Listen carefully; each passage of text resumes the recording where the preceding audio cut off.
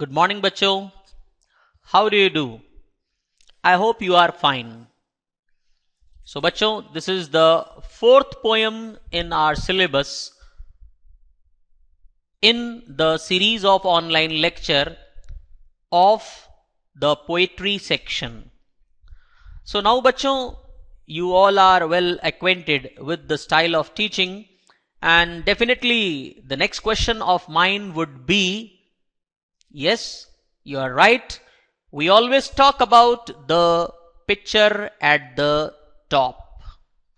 And here you can see a picture where you can find a picture which can be interpreted in a various forms. Say some students see this picture and they may call it a sun or a moon. Sometimes it can be, say, a shady part and light shaded at this second part. Say, one can interpret it in very different forms also. But if we see, it can be the two sides of a single coin. Means two phases of a single thing. Bachcho, of course, the interpretation of the picture cannot be imposed. It is all upon our eyes, what our eyes actually see this picture. So I am not going to impose my view on you. Of course, I will help you to see through my eyes. I see the two phases of a same coin. The title, A Thing of Beauty. It's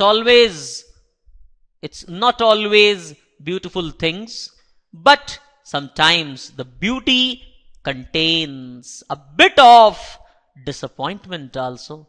A bit of thorns are also attached with the roses.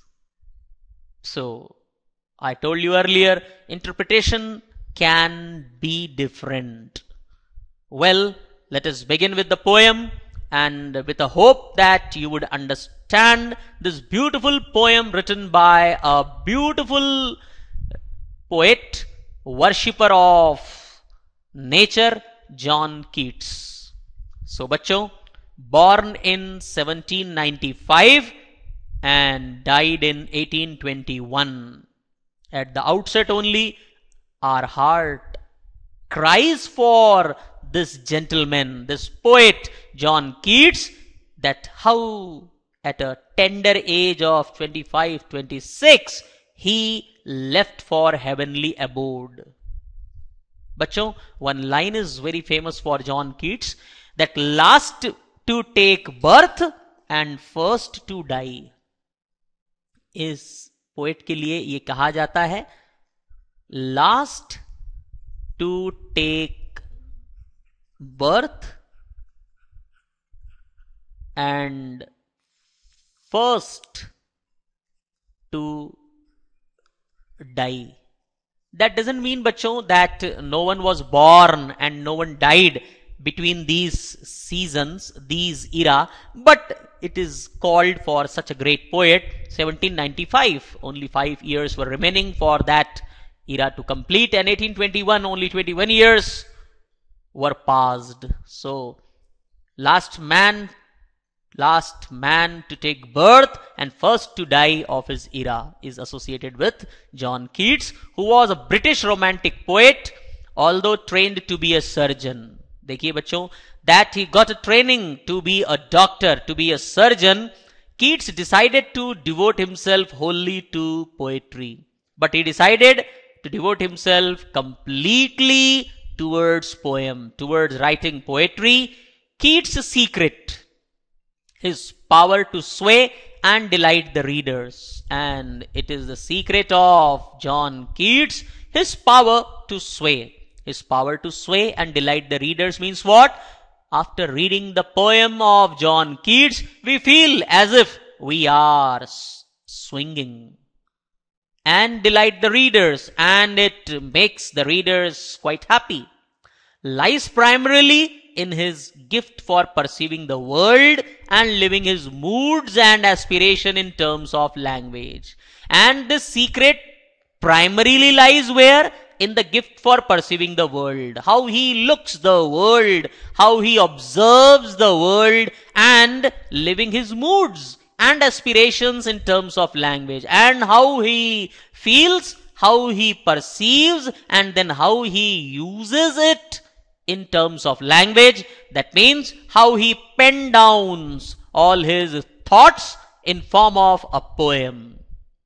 Different use, different moods, manners, aspirations comes in form of a language, comes in form of a poem. The following is an excerpt from his poem Endymion, a poetic romance. This you should keep it in your mind, that the poem has been taken from Endymion, a poetic romance. The poem is based on Greek legend in which Endymion, a beautiful young shepherd and poet who lived on Mount Latmus, had a vision of Cynthia. Bachcho, the poem is based on Greek legend. Legend is katha, story. So the poem is based on a katha or a story, that is Greek katha. Greek people used to believe that in which Endymion, a beautiful shepherd, this poem about Endymion, who was a beautiful young shepherd, and he even was a poet too, who lived on Mount Latmus, who used to remain on Mount Latmus, that is the mountain, had a vision of Cynthia. He had a vision of Cynthia. He had that thinking. He had that vision of Cynthia, the moon goddess. He thought about Cynthia, who was a moon goddess. The enchanted youth resolved to seek her out, and so wandered away through the forest and down under the sea. And like that, the enchanted youth, that youth who resolved to seek her out, who thought that he would get her at any cost, and so wandered away through the forest. And like that, he went on wandering here and there through the forest and down under the sea. And to seek her, he even went down under the sea too. So, bacho, these last 4 lines are to be kept in mind. Of course, they are not asked in exam, but one must know that the poem is based on such Greek legend. Such lines are used in the original large big poem. Okay, bacho. So let us move ahead, and again, of course, we will have to discuss a question before we start our poem exactly. Okay.